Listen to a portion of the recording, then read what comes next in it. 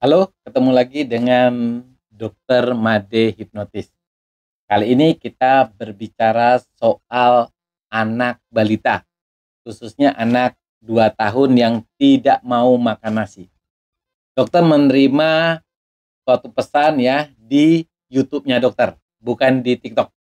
Nah, karena dia ada di YouTube, jadi dokter buat dulu ya aplikasinya, dokter kasih masukan ke video yang ada di TikTok ini. Dia punya pertanyaan seperti ini. Pagi dok, saya mau bertanya, anak saya umur dari 2 tahun tidak mau makan nasi. Jadi makanannya sehari-hari kentang goreng, pisang goroho. Juga dia tidak mau makan. Tapi kalau nasi atau bubur, dia kayak mau muntah kalau mau dikasih makan dok. Dan pada saat ini dok, anak saya tersebut lagi sakit, mohon sarannya. Kalau kita membaca WA-nya ini, anaknya itu bisa berumur 2 atau 3 atau 4 tahun ya, karena dia mengatakan anaknya itu tidak bisa makan nasi dari umur 2 tahun, tapi dia menyebut anaknya umur berapa sekarang. Nah, kesehari-hariannya dia cuma makan kentang goreng, pisang goroho.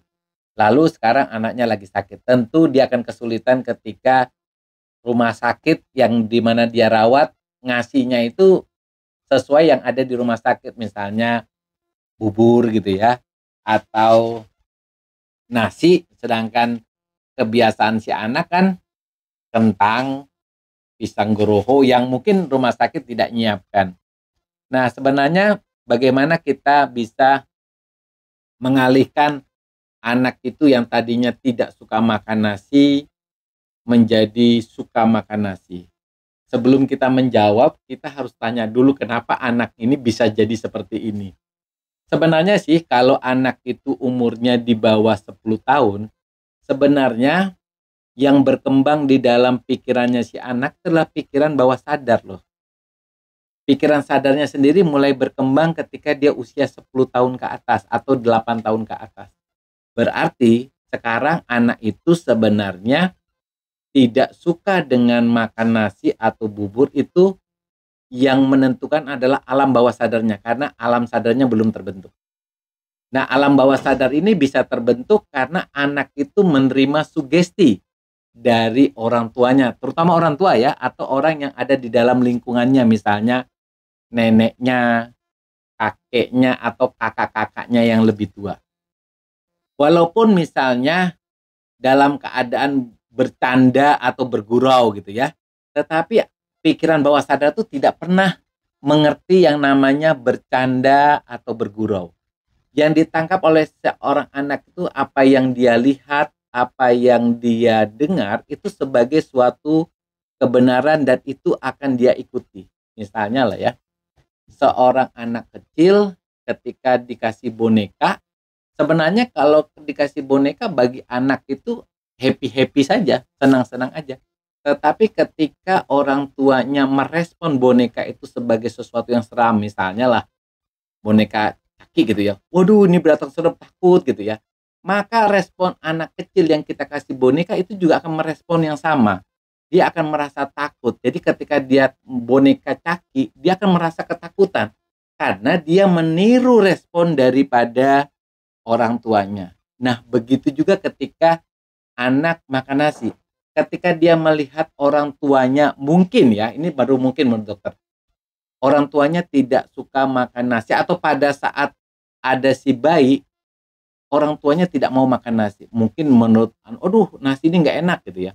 Nah, anak bayi, anak kecil yang melihat orang tuanya tidak mau makan nasi, apapun alasannya, itu bisa ditangkap sebagai hal di alam bawah sadarnya bayi, sesuatu yang tidak enak, tidak menyenangkan.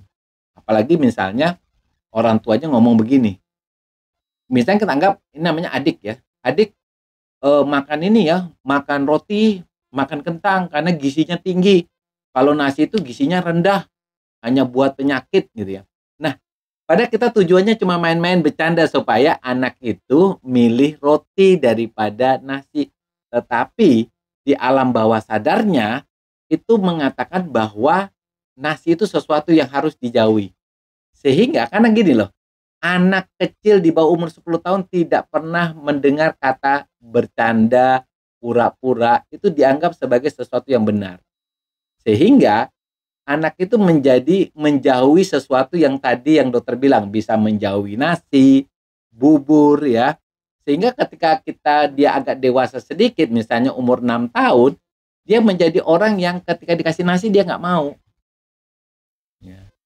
Sama dengan lah kalau misalnya dari kecil dididik, nanti kalau nakal ketemu dokter lo ya, nanti dikasih obat. Nah, anak ini akan menangkapnya dokter tuh sebagai sosok yang menakutkan, sehingga ketika dia misalnya besar dia sakit, dia takut ketemu dokter, bahkan takut masuk rumah sakit. Ya. Nah, caranya ketika kita terlanjur si anak ini tidak mau makan bubur atau tidak mau makan nasi, ingat, kita lihat dulu anaknya umur berapa. Ketika anaknya umur 10 tahun ke bawah, kita persuasif saja. Misalnya, kita kasih nasi ya atau bubur, lalu kita bilang, "Adek, ini nasi enak ya. Kalau nggak mau nasi, ini bapak makan," gitu. Bapaknya makan, "Oh, enak tuh, Pak," gitu ya. "Enak tuh nasi." "Iya, enak kayak coklat," gitu. Baru lagi, "Mau makan nasi tidak?" "Kalau nggak mau kasih papa ini." Oh, papa makan lagi nasinya. Nah, itu akan terjadi terus-menerus sehingga di alam bawah sadarnya si anak tersebut, dia berpikir, "Oh, ternyata nasi itu enak ya. Papa saya aja suka makan nasi itu. Ternyata katanya rasanya seperti coklat." Kalau dia sudah makan coklat dan merasa coklat itu enak ya. Jadi kita menyamakan, karena ketika dia berpikir nasi itu enaknya kayak coklat, maka anak itu menjadi suka. Kalau dia suka coklat, pasti dia suka nasi. Nah, itulah cara teman saya yang memiri pesan di YouTube yang kesulitan anaknya makan nasi atau makan bubur dengan cara memberikan contoh, ya. Memberikan contoh, kemudian disugestikan bahwa nasi ini rasanya enak sama seperti rasa coklat. Sehingga kalau adik nggak mau, lihat papa makan. Nah, kenapa? Orang tua itu kan figur otoritas. Jadi apa yang dilakukan orang tua, apa yang disukai orang tua biasanya akan ditiru oleh si anak. Oke, jadi kalau teman-teman yang memiliki masalah sama seperti rekan saya ini, tulis di kolom komentar ya. Kasih pendapatnya, kasih sarannya, apakah video dokter ini bermanfaat buat rekan-rekan. Tetap semangat.